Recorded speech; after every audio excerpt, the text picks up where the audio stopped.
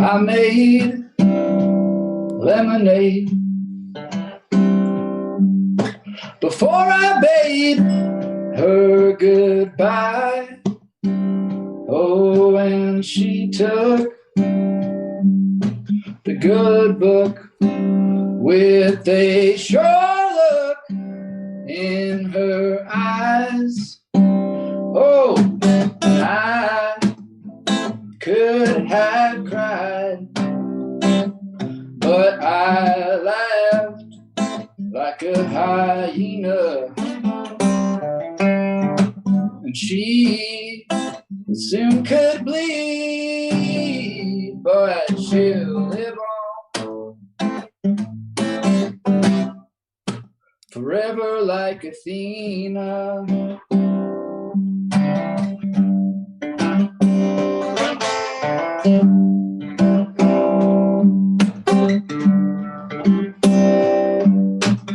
I'm afraid of those dark days, of all them alleyways in my mind. But she's scared of nowhere.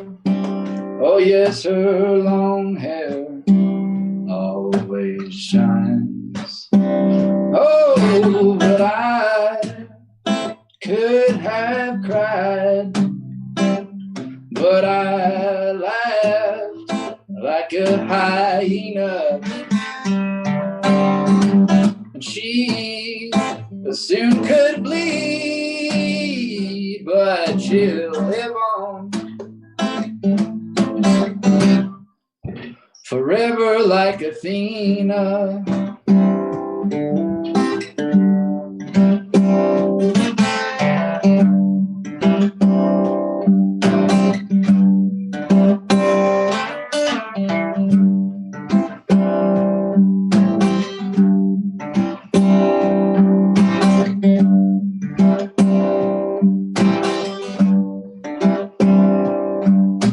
And I'm sure forevermore, oh, that all adore her style. Yeah, but she needs no thing. Oh yes, her heartstrings, they just beguile. Oh, but I could have cried, and I laughed like a hyena. And she soon could be, but she'll live on forever like Athena.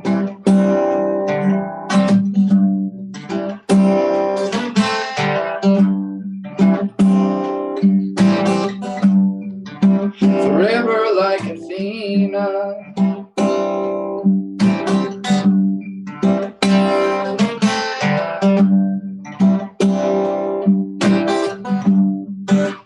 Forever like Athena. Well, hello, everybody. How's it going out there? Thanks for tuning in. And that was Jackson Maloney, and we'll pull him up here in a second. Before we get started, just a couple of things. Please post some questions, YouTube or Instagram. We live on Facebook right now, Mitch? No, we're not. Just Okay, Instagram. Well, fuck you, Zuck. All right. Well, let's get the man up right now himself. Here's Jackson Maloney. Hey, buddy. Howdy. How's it going? Good, man. Thanks for coming on. Yeah, thank you guys so much for having me. It's good to be back on. The chats are lighting up right now. You're getting a lot of love. Nice. Yeah, I forgot to turn my phone off airplane mode, so I'm getting a lot of them on my phone too. So, yeah, man, introduce yourself to the people who don't know you. Yeah, my name is Jackson Maloney. I live in Longmont, Colorado. I'm a singer-songwriter. Released my first album in 2019 called Things to Live For. Mitch here actually produced, recorded, mixed, mastered the whole thing up in Red Feather Lakes. And yeah, that's my first project. It was my debut album. Working on another album right now that's supposed to come out in the next month, or be recorded in the next month or so. And then hoping to have that out in the springtime. And it's going to be more full band sound and kind of an evolution, from the first album, which I'm very excited about. And both these guys are going to be helping out with that, which I'm very stoked and appreciative of too. So yeah, it's real community at DownBeat Denver. There's a couple other DownBeat guys that are going to be playing on the album too. So Ben Parrish and Ben Lacey, shout out to you guys. Yeah, for sure, man. It's been fun watching the tunes develop from just acoustic and then adding all the other elements and just really hearing the sound take off. It's been pretty cool to see. Excited to get to recording. Yeah, me too, man. Yeah, I've heard some of the recordings from the rehearsals. I imagine that the vibe in the room is pretty stellar. So I'm excited to be a part of it, and thanks for letting us in. Totally. Yeah, I know. Once we get all the pieces of insulation off the ground and all the wood picked up, it's going to feel really nice in there. So Yeah, it's a really beautiful spot. It's a beautiful barn. It's going to be a really cool place to record. So yeah, I'm looking forward to it. Tell us about that first song you played. That's going to be one of the new ones on the new album. Tell us about that, how that came about. Yeah, so that's going to be one of the new ones. That's going to be like probably actually, I don't really know the track order yet, but yeah, that's one of the new ones. I wrote that. That was a song I wrote like it was kind of in a slew of songs one night. I wrote probably 4 songs and none of them were very good. And then I was kind of like, okay, whatever, I'm going to kind of close it up for tonight. And then this one kind of just came out, like slipped out without really understanding why or how. Yeah, it's got a good energy, and it's some funny some unlikely rhymes, I guess. I've never tried to rhyme Athena and hyena before, but Ben Lacey is going to be playing electric guitar on that, and he really kind of brings some oomph to it when it kicks in on the chorus there. So yeah, awesome. What's Can you laugh like a hyena? I don't. You don't have know to. If I can. Yes or no? You don't have to do it. I've actually tried to do it though. One thing I thought like, oh, maybe it'd be funny to like incorporate some sound effects of like hyenas laughing, and I was like, no, that'd be super cheesy.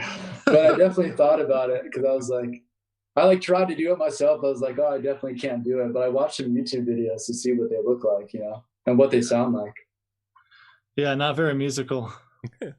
No, well, and then that led into like watching a bunch of videos of hyenas like attacking lions and stuff like that. So nice. There was a lot of cool sounds in there, but none of them really related to the song. Yeah. Don't lie, you were watching Lion King. I wouldn't lie about that. Lion King is amazing. Yeah. Yes, it is. Cool, man. Well, we would love to hear another track. What you got for us? Cool. Yeah, let's see. I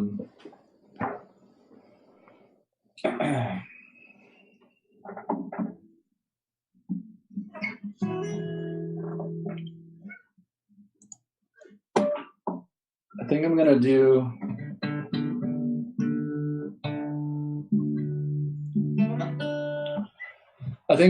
one called Simple and Plain, which is also gonna be on the album.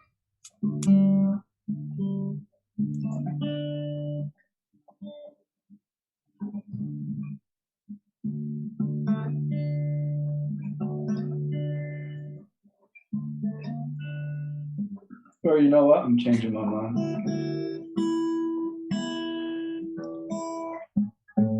All right, so this one's called Thank God I Can Still Sing. This is another song off the album. Here we go. Thank you guys again for having me on. It's good to be here. It's been a couple of years, so good to be back.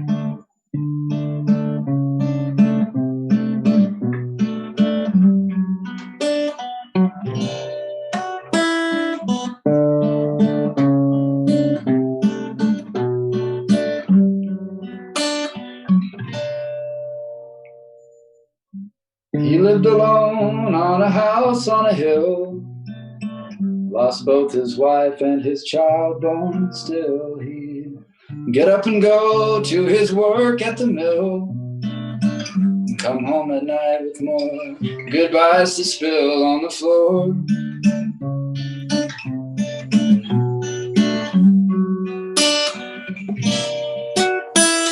He could not relate to the life he once knew. He bet on numbers that couldn't come through. He'd sit there and wonder just what he should do. Get up and walk till he didn't have to anymore.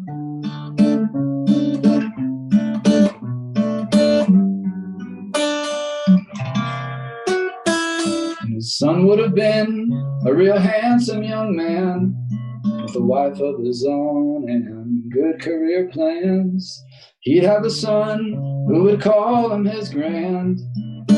Dad, won't you come hold my hand? I'm afraid of the night.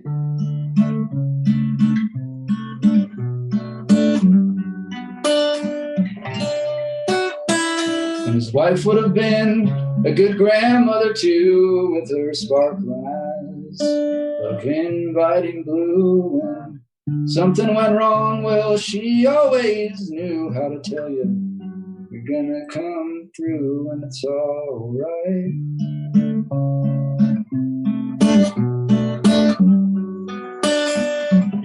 It's all right.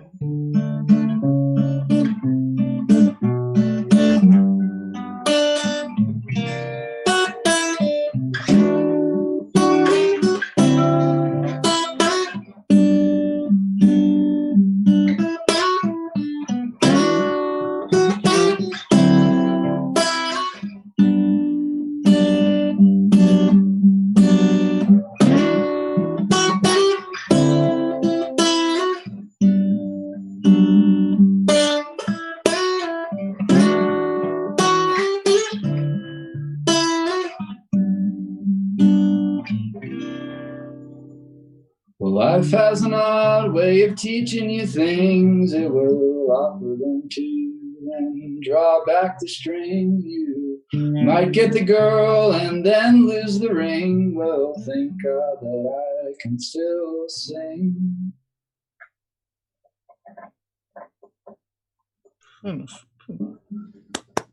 All right. Beautiful. Thank you. Matt, I think you're muted. Thank you for that.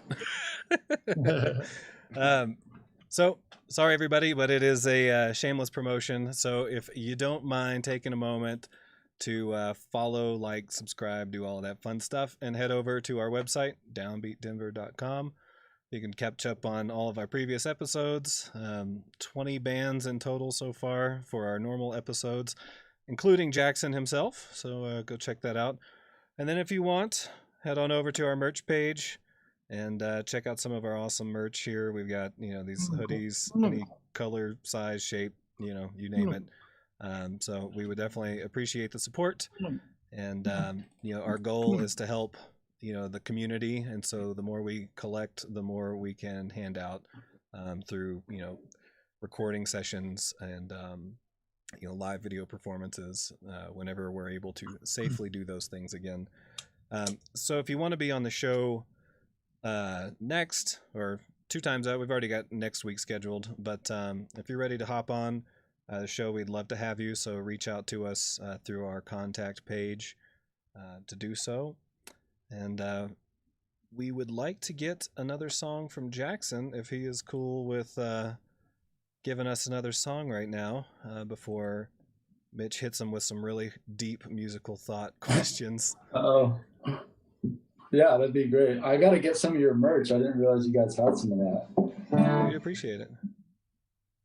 Oh, yeah, let me just pop in with one question from the chat here. Yeah, please. Your mom wants to know if you figured out a title for the album yet. Nice. Hi, Mom. No, I have not figured out a title for the album yet. Still work in progress. Still work in progress, but I'm sure that's something that will probably emerge in the studio or in the creation process afterwards, kind of like last time. Yeah. So, yeah, who knows? It'll be a surprise. I'm gonna get surprised. We'll all get surprised. Awesome. Which is fun. Yeah. Yeah. So what's this third song you're going to play for us? I'm going to play a song called Yellow Rain. Love this tune. Or actually, you know what? I'm going to play a song from my first album called Daylight. So this one's called Daylight. I wrote this in 2019. It's the second song on my album Things to Live For. And it's appreciating being in Colorado. Here we go.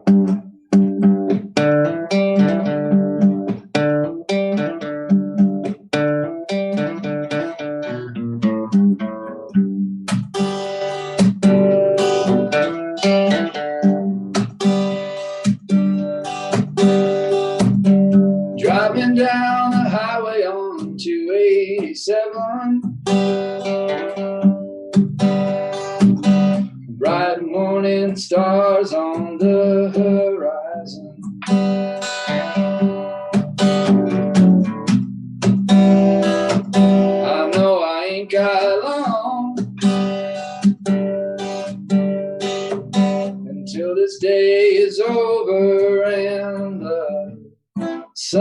is gone. Well, I can see the daylight coming in. I know I want to be free. I can say that there ain't nothing in the way but me.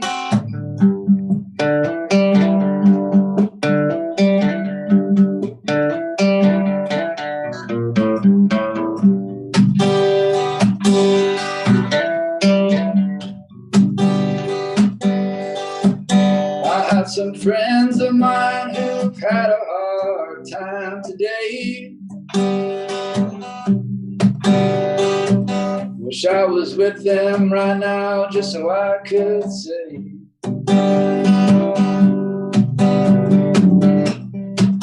hey, my friends, you ain't got long until this day is over and the sun is gone. Well, can you see the daylight coming?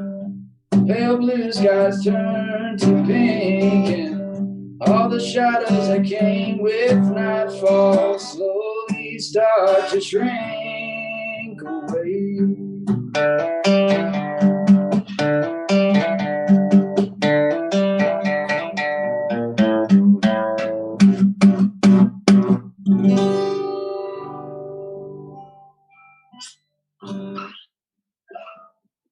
Very nice.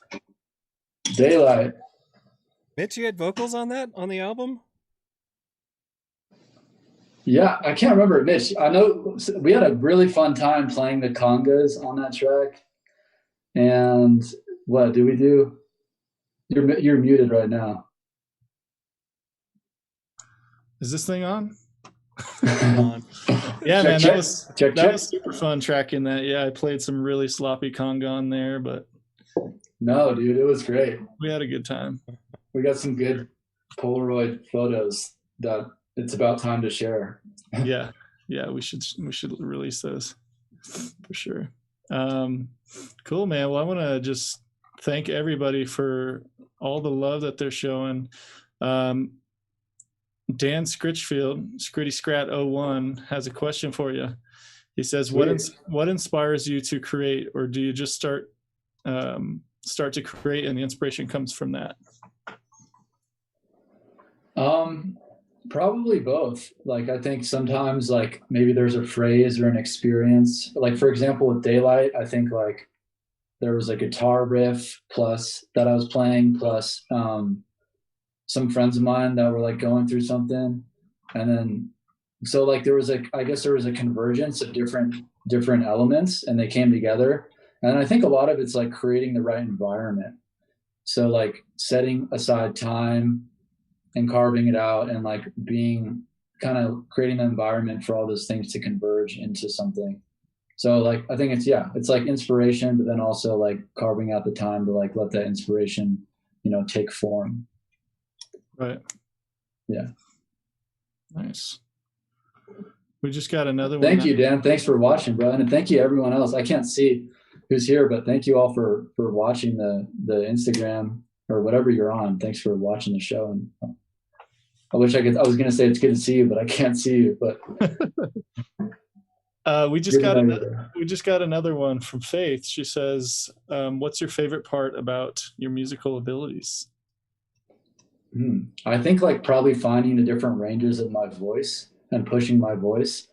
The hyenas was probably like too far of pushing my voice, but it's fun to push my voice. I feel like that's the part of my musicality that's grown the most over the years. And so it's been rewarding and fun and surprising and stuff to play with that. Nice. Thank you for the question. Thank you, Faith. So for people who don't know, Jackson is a published poet. He writes amazing, beautiful poetry. So Jay, I wanted to know, like, how does your poetry find its way into your music? Yeah, that's a good question. It hasn't really. I kind of see them as like separate entities. Interesting. Not purposely, but they just come from like a different inspiration or something. Um, yeah, like usually like if I'm like writing a song or inspired by a song, it's like will come with the music, like the melody with it or something. But whereas a poem, it's almost like this kind of like needing to say something, but there's no music behind it. And a lot of people have, I guess, tried to blend the two, and I probably could, but I never really have, just because I haven't really needed to. I feel like because I kind of write both of them anyway. So yeah, interesting. yeah. Well, I mean, I was gonna say, like, even in your lyrics, there's some poetry in there. So maybe it's something that's not exercised consciously, but that's interesting that you say it's kind of two parts of the brain working. Well, there's something about music that's like almost ascending, like it's like lifts up, and sometimes poetry has this sort of downwards movement about it. Like it really is like can be grounding and like kind of taking you down to a place. And so I think they almost like serve two purposes. And I think if I were to add music to my poetry, like it might be like, congas or like some sort of drumming, but it wouldn't be like rock. But I don't know. Then there's like John Trudell, who I love. He was an incredible poet, and he played with a band and everything, and he made it work. So I don't know. I mean, it's totally possible. Yeah, that's interesting. The poetry is like kind of diving in within yourself, and then the music's like expressing that outwards. Yeah.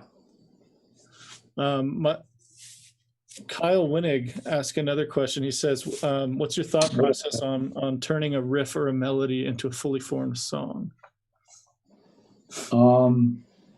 That's a good question. That's probably something I'm learning about, because I feel like a lot of times, like I'll start with the words first. So versus like going from the melody first. Mm-hmm.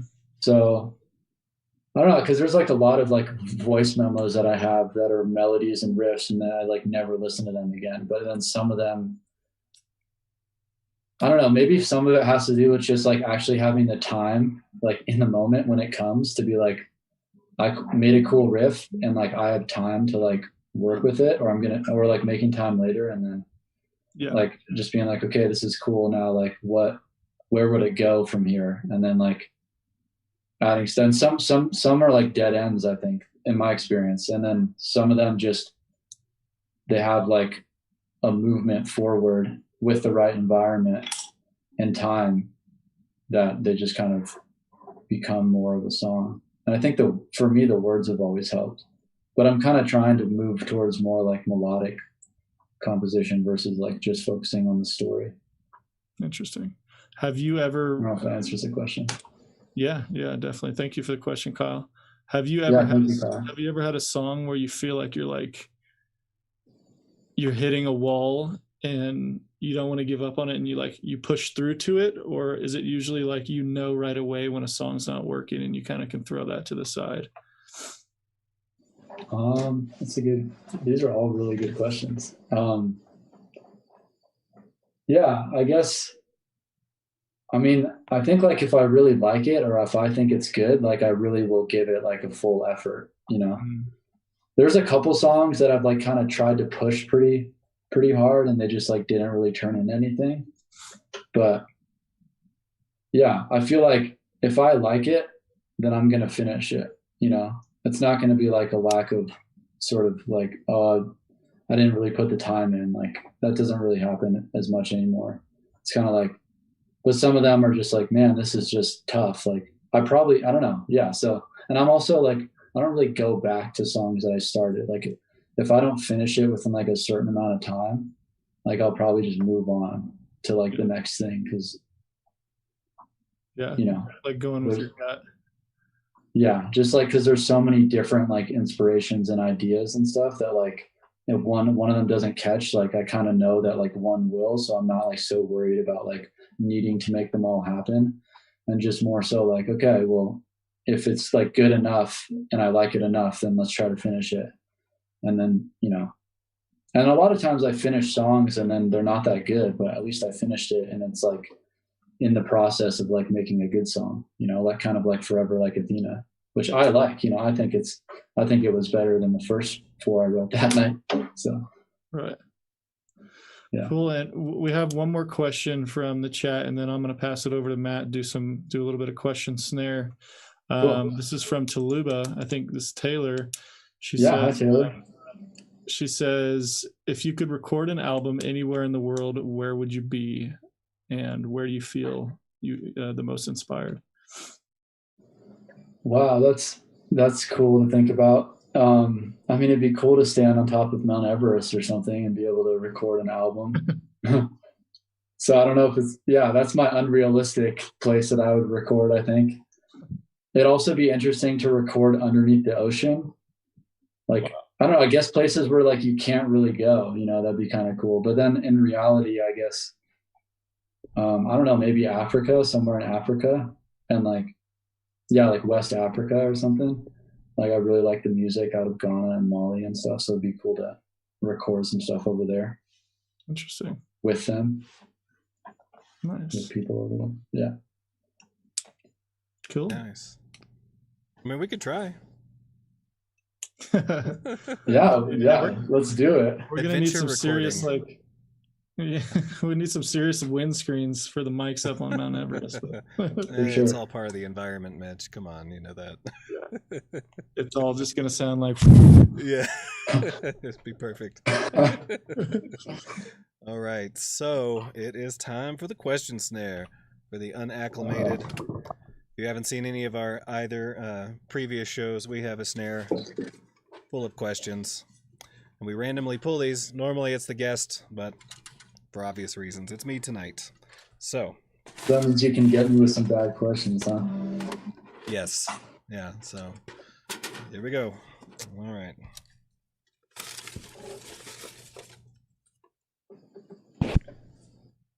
What is the most ridiculous thing you have ever bought? Oh, that's a good question. Probably like a clothing item from like the women's section at a thrift store. Well, like I thought that was something like stylish or cool or creative. I can't think of something specifically, but that's like the first thing that pops into my mind. Just wind up looking like Kramer in the pimp coat. Yeah, the women's section actually has some like really stylish, cool stuff that I've got before, and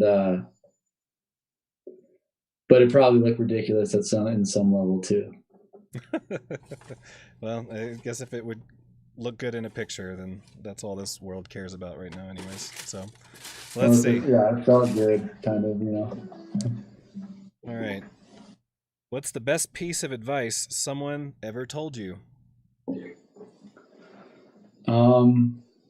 I've gotten a lot of good advice from a lot of good people. Like I probably have to shout out to my mom for, she's always said, do what you say you're going to do.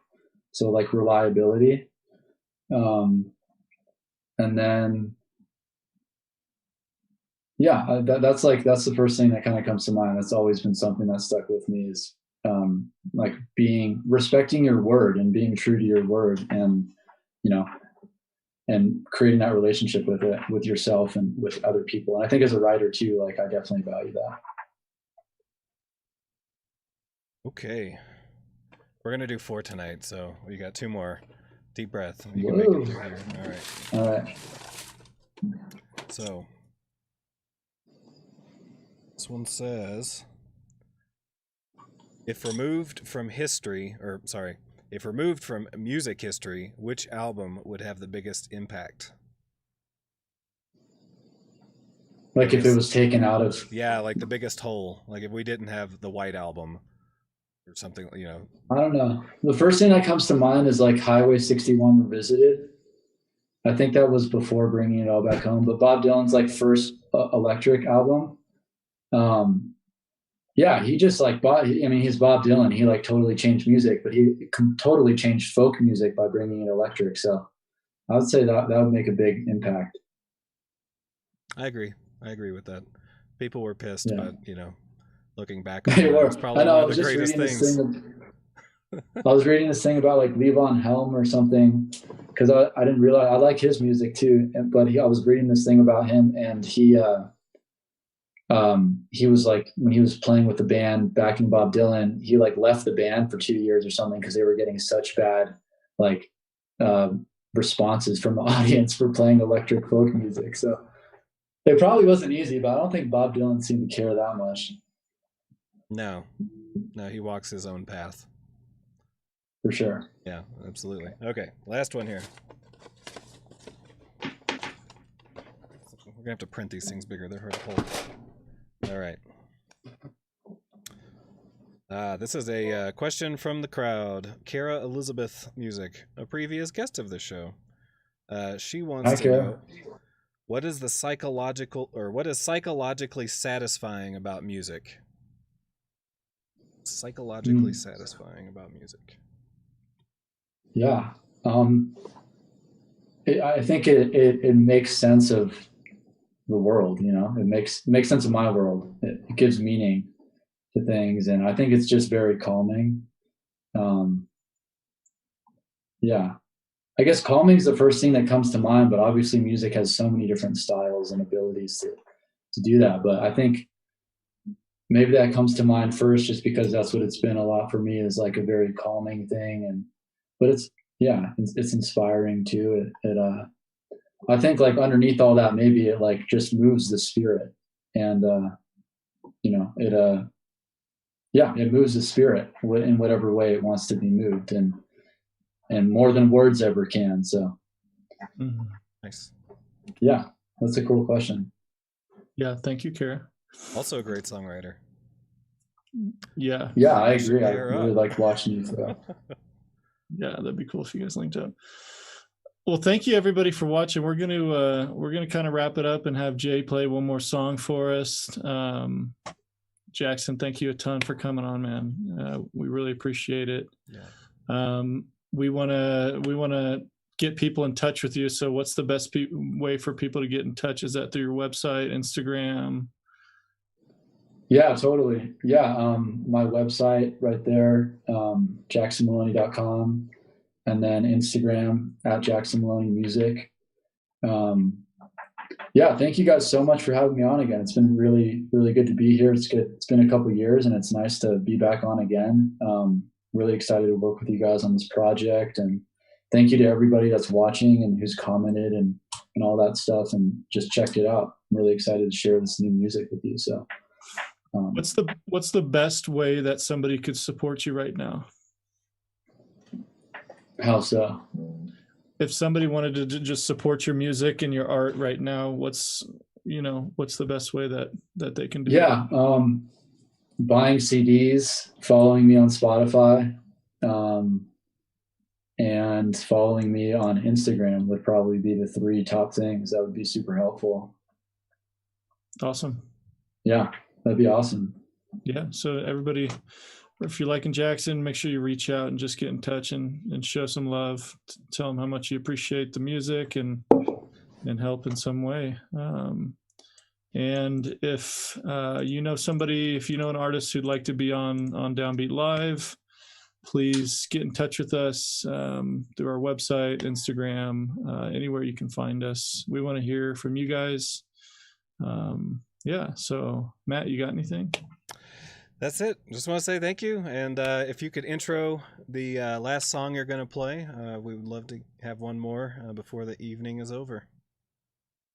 Totally. Yeah. And I'll just say, like, on Instagram, I'm kind of starting to use that a little bit more. So there will be a lot more content and stuff. And thank you guys for interacting with it.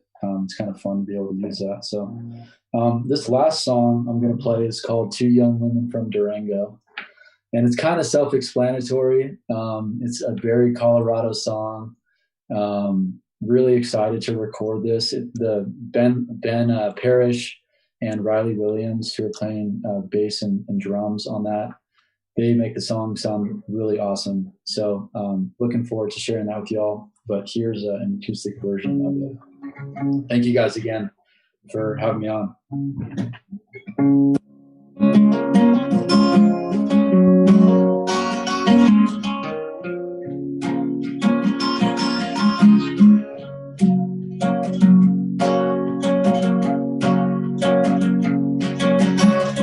I fell in love with 2 young women from Durango.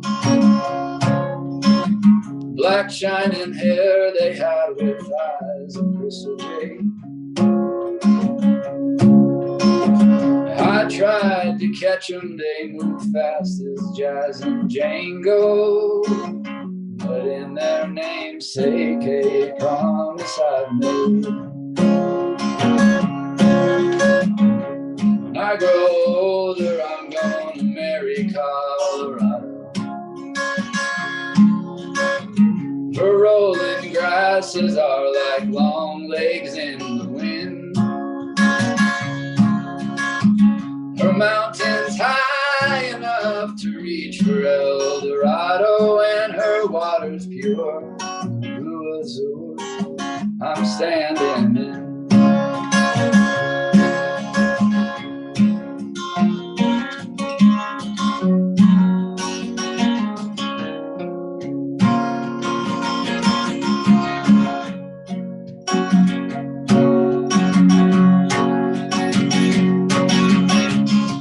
Life and love are far too wild just to ponder. Let us keep laughing so those wildflowers bloom. I still know nothing, for as far as I've wandered, and with what will come of me, there's one thing I'll presume. When I grow older, I'm gonna marry Colorado.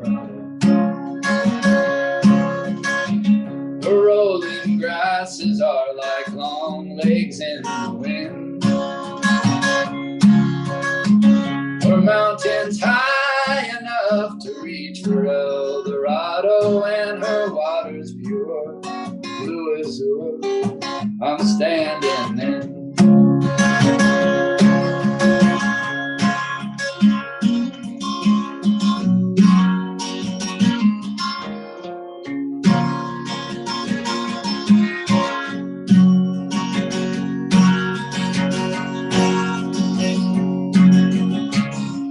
I've dated ladies here whose nature I can't capture. They're brimming beauties made by a greater hand. They filled my heart with both mystery and rapture, and they shaped my soul to fit the molding of this land. When I grow older, I'm gonna marry Colorado. Her rolling grasses are like long legs in the wind.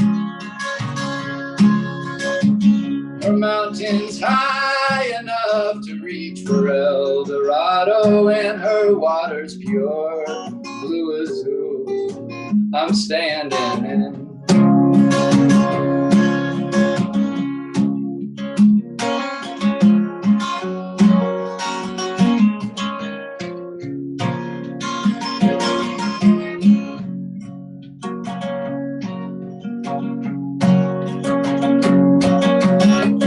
I fell in love with two young women from Durango. Thank you very much.